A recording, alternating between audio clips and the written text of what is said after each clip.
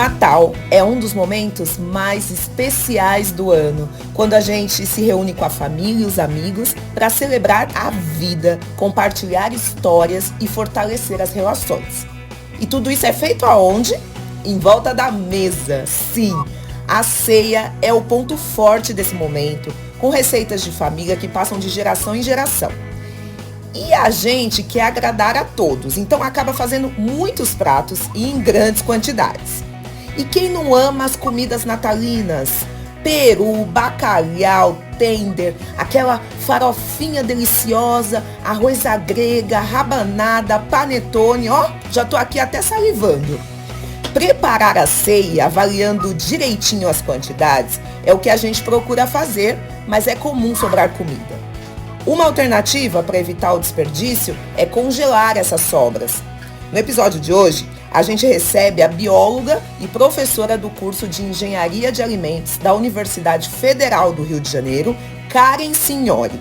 Ela vai dar dicas preciosas de como congelar a ceia de forma adequada para que você possa reaproveitar todas essas delícias na hora que quiser. Eu sou a doutora Thelminha e você está ouvindo o podcast do Bem-Estar.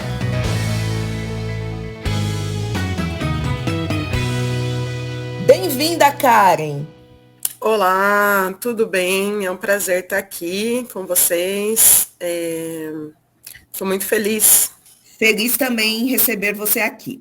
Ô, Karen, é importante a gente começar dizendo que congelar um alimento, né, para preservá-lo, não é a garantia de que ele vai estar como fresco ali na hora do descongelamento, certo? Algumas reações continuam acontecendo. Então, tem algumas limitações também, né? Isso, perfeita colocação sua, Thelminha. O congelamento, essa baixa temperatura, ele funciona basicamente por abaixar a temperatura, geralmente um freezer vai estar em uns menos 18 graus Celsius, né? Temperaturas abaixo de zero. Então, essa redução da temperatura, ela diminui a velocidade dessas reações, mas elas não param. E também congela-se a água presente nos alimentos. A água essa que congelada, ela fica indisponível tanto para os micróbios, que a gente chama, os micro-organismos, quanto para essas reações. Então, basicamente, por esses dois motivos, a gente consegue preservar um alimento. Porém, água congelada aumenta de tamanho e acaba rompendo aí a estrutura dos alimentos. Essa talvez seja uma das principais limitações que vai distanciar um alimento congelado de um fresco. E aí, quais seriam, então, os alimentos da ceia, no caso, que não podem ser congelados? Bom, como a gente fala em comprometimento, por exemplo, da estrutura desse alimento, eu estou falando de textura, de aparência, aqueles alimentos da ceia cuja estrutura precisar ser preservada, ou que para a gente fazer com que eles ganhem uma estrutura, a gente levou tempo ou teve que fazer alguma prática aí culinária, esses serão comprometidos. Então, eu vou citar exemplo, sobremesas que levem chantilly, que é um doce, né? um ingrediente, geralmente, que a gente usa, que a gente adicionou o creme de leite e vai incorporando ar, para ele tomar volume. Obviamente, essa estrutura, quando congelada e consequentemente descongelada para um novo consumo, ela vai estar comprometida. Molhos que contenham aí creme, maionese, que é um produto que é obtido, né, uma estruturação, eu vou chamar assim, uma emulsão, tecnicamente falando, de água e óleo. Se eu levar maionese para o congelador, onde essa água vai se modificar, ao descongelar, vai perder a estrutura dessa maionese. Então, as saladas do tipo maionese, sobremesas que precisam estar estruturadas, como uma mousse, um pudim, um manjar, tudo isso vai perder característica sensorial quando eu descongelar. Salada de folha também? Então, saladas, as folhas, né, essa baixa temperatura do congelamento, ela pode levar ao que a gente chama de queimar, aquela aparência de queimado, escurecer, né, queimadura pelo frio, que a gente chama. E como essas reações continuam a acontecer, você, assim, começou maravilhosamente bem falando das reações que continuam a acontecer, não só para as folhas, mas para as frutas também in natura. Então, por exemplo, uma maçã, que a gente vê que quando corta ela escurece. Se eu tiver essas frutas congeladas, com o tempo, essas reações que levam ao escurecimento, ao amolecimento, elas também continuam a acontecer nesse frio. Então, eu vou ter essa perda de característica, muitas vezes, até nutricional, por conta dessas reações, nessas frutas, folhas, vegetais in natura. E as frituras, a rabanada, que muita gente ama na ceia, pode congelar? A rabanada, as frituras, elas também vão perder característica, porque eles são alimentos extremamente gordurosos, né? E aí algumas reações que vão levar a rancificação, que a gente chama, aquele gosto de ranço das gorduras, elas vão e podem continuar acontecendo nesse congelamento. Então, eu vou ter perda sensorial desse produto que foi frito.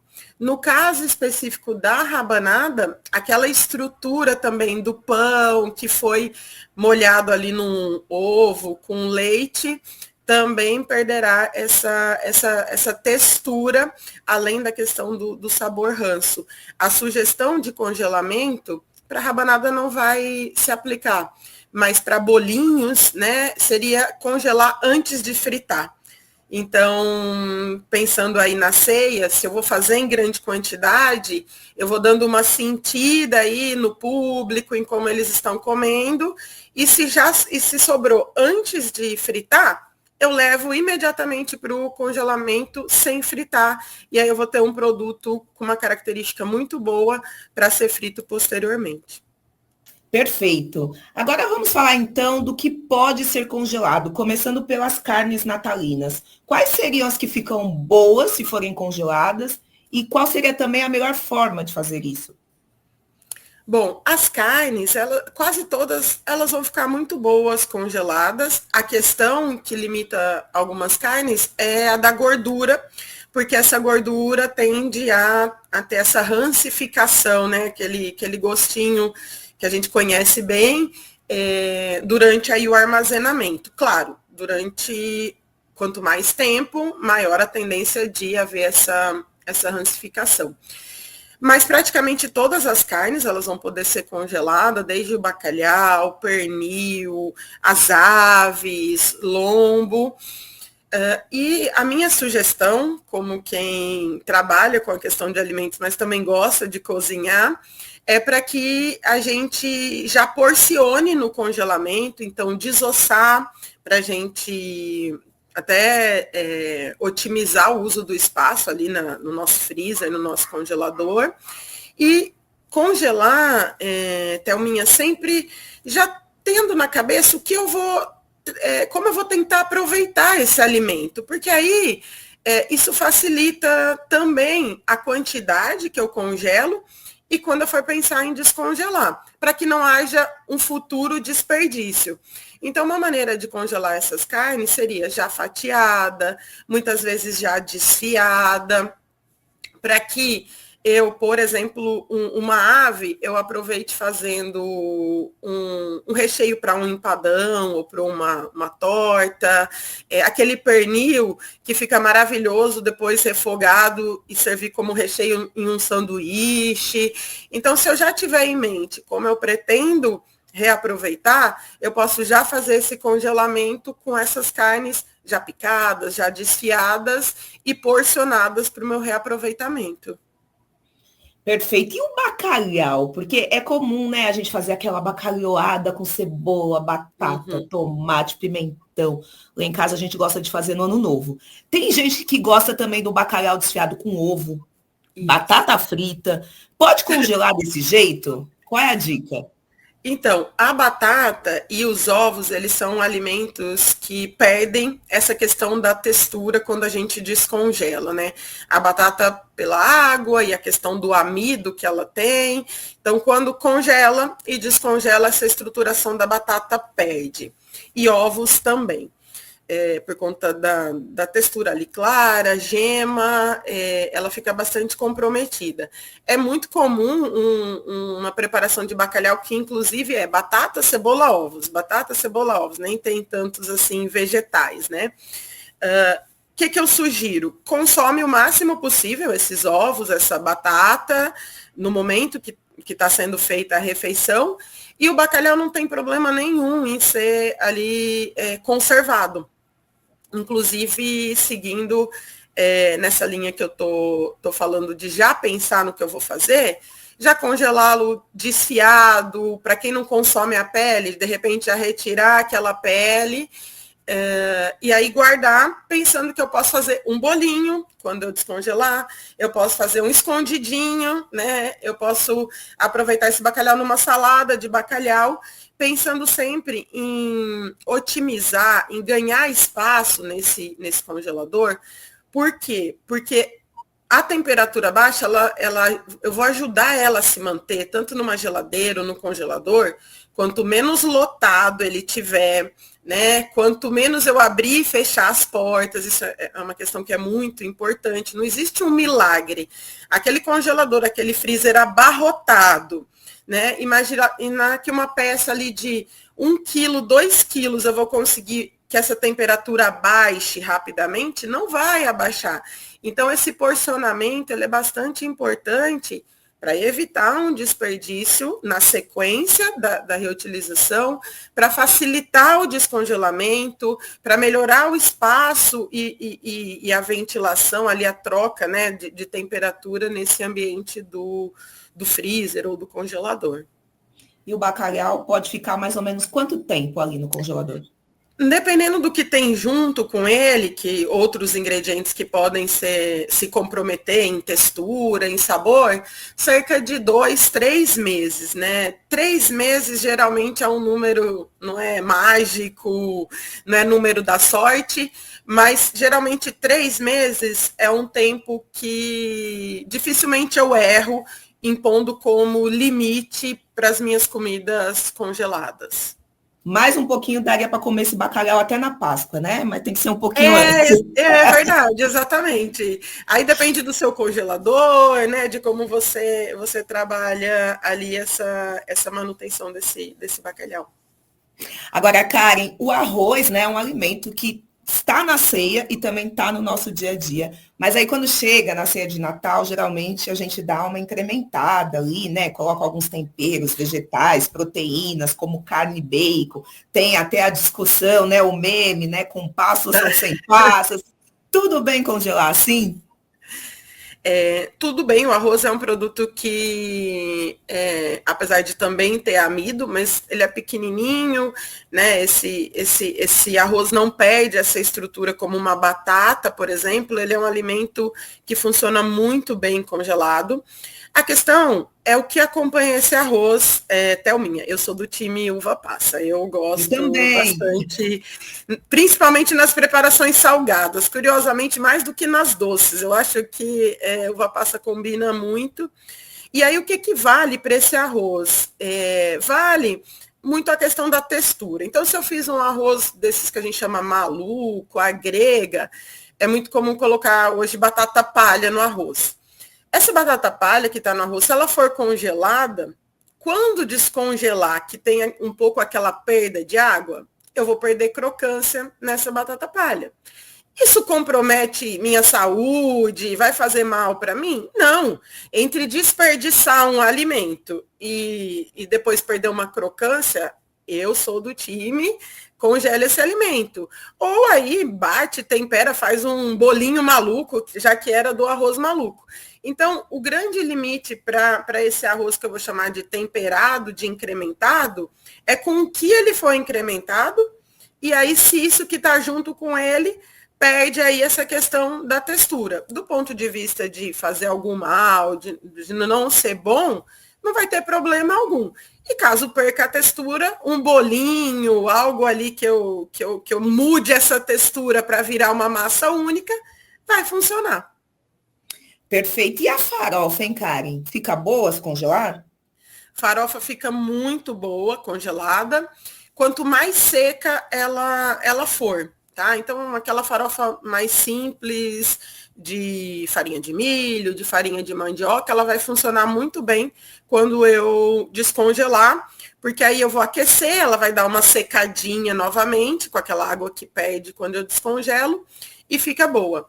Já a farofa úmida, que muitas vezes lembra até um cuscuz, aquele cuscuz paulista que a gente tem, que aquela farinha ganha muita água, e aí ela fica uniforme, ela cria uma textura meio que em bloco.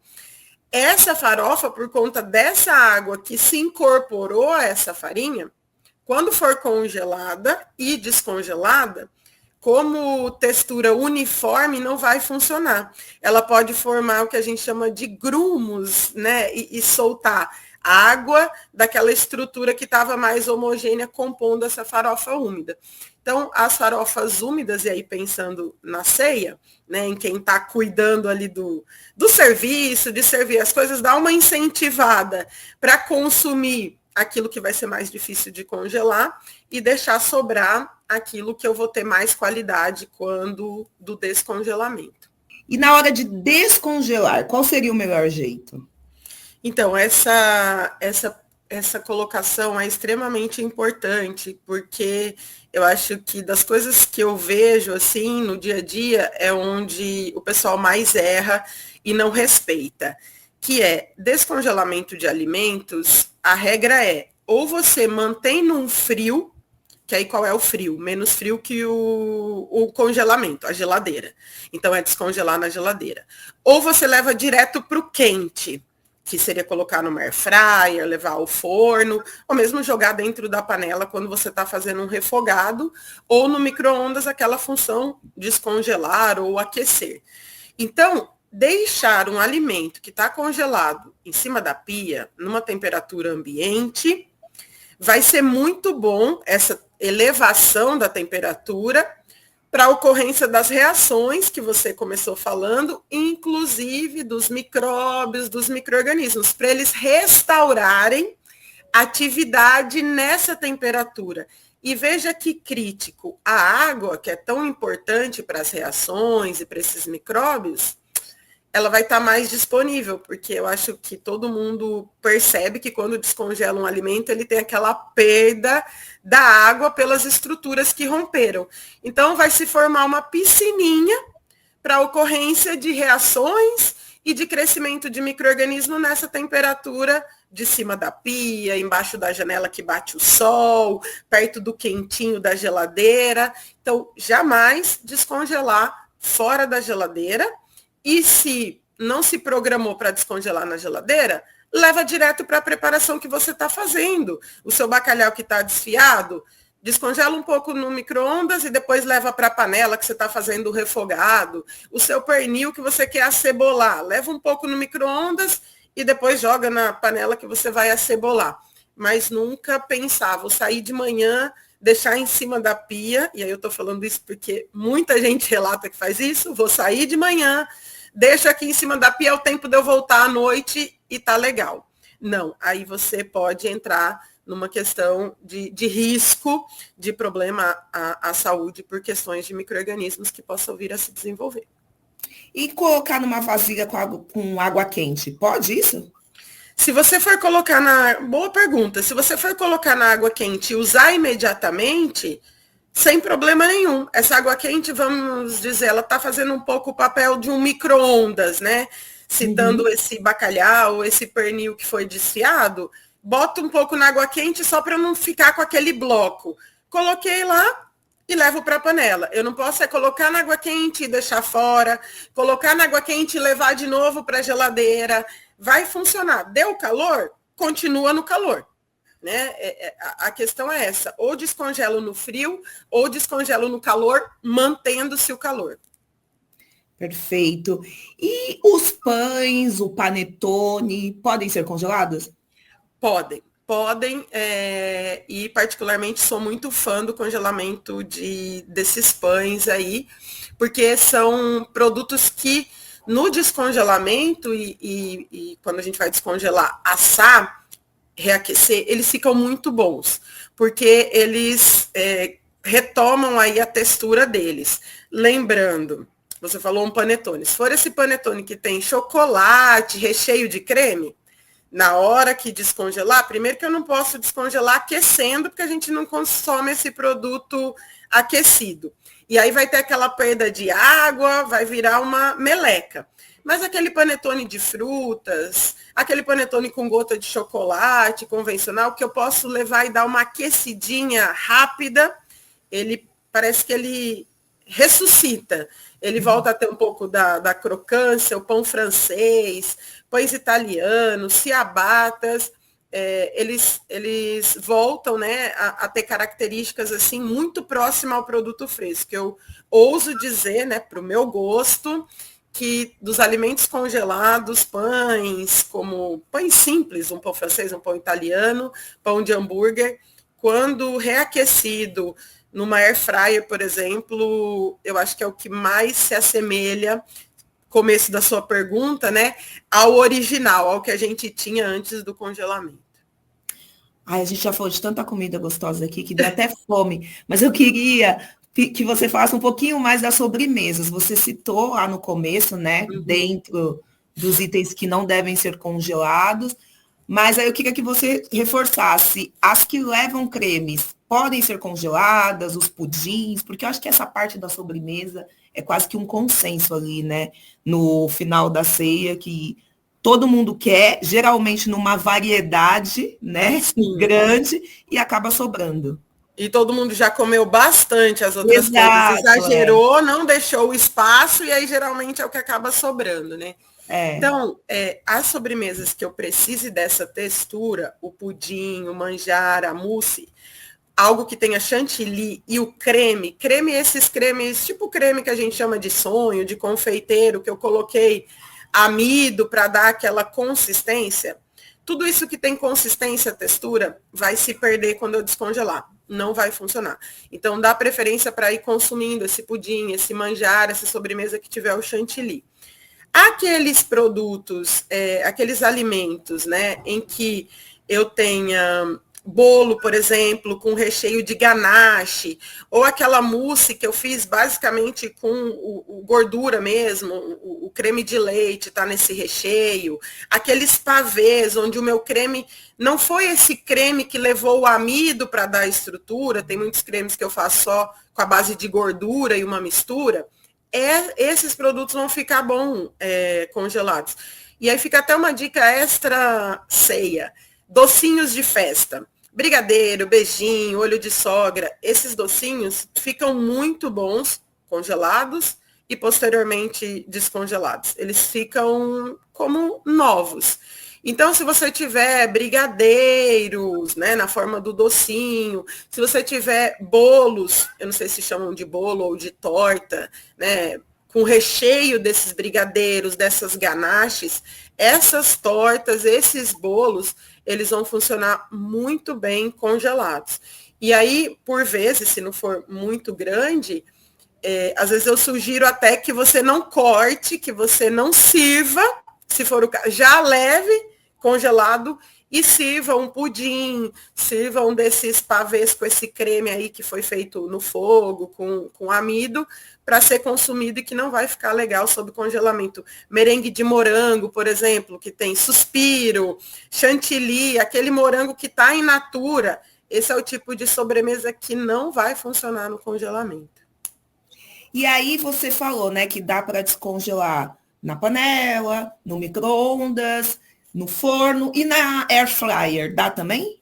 Na air fryer dá também, fica muito bom e é só uma questão de ajuste, a depender de cada equipamento, assim como, né, cada forno de micro-ondas, ajustar, muitas vezes começar numa temperatura mais baixa e depois subir a temperatura, porque quando eu levo direto para o descongelamento, se eu já começar numa temperatura alta na air fryer, pode queimar o exterior e por dentro ela não ter descongelado, não ter ainda aquecido. Então, geralmente, quando é air fryer, uma dica aqui de quem, né, cozinha, começa numa temperatura mais baixa e depois aumenta e você vai ter um alimento aí descongelado com bastante eficiência e com uma qualidade para o consumo.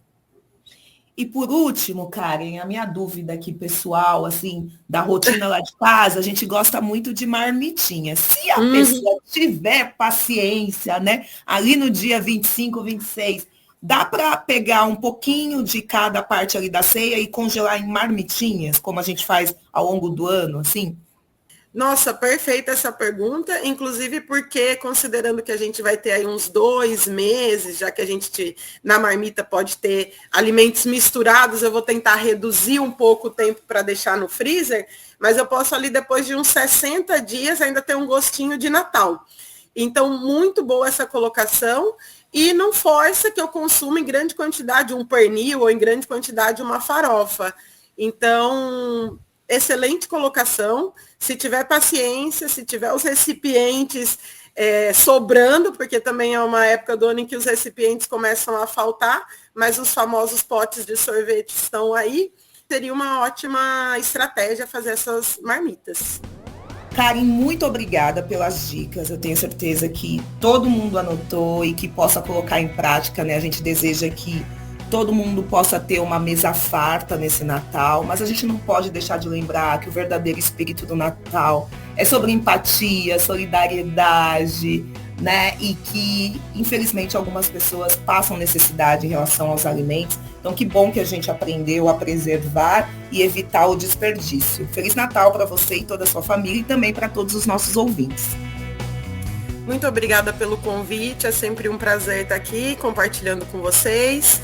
E eu desejo um ótimo Natal, apesar do nosso tema ser sobre aproveitar e congelar, né? Thelminha, você já deu a deixa. Natal é sobre solidariedade, é sobre fraternidade. Então tem sempre aquele funcionário no nosso condomínio, pessoas que trabalham com a gente, que na noite de Natal não podem estar com a família. Então compartilhar o alimento, né? Ceiar com essas pessoas é sobre o espírito de Natal. Então, que a gente possa fazer esse Natal de maneira mais solidária, com consciência social e fraternidade. Muito obrigada, boas festas e um 2026 de muita prosperidade. Para todos nós. Esse podcast teve produção de Paula Neiva, gravação de Renato Sérgio, edição Paulo Rodrigues e direção de Karina Dorigo. Eu sou a doutora Thelminha e esse podcast traz informações úteis para a sua saúde. Compartilhe com a família e os amigos para todo mundo aproveitar a ceia hoje à noite sem nenhum desperdício. Feliz Natal e até a semana que vem.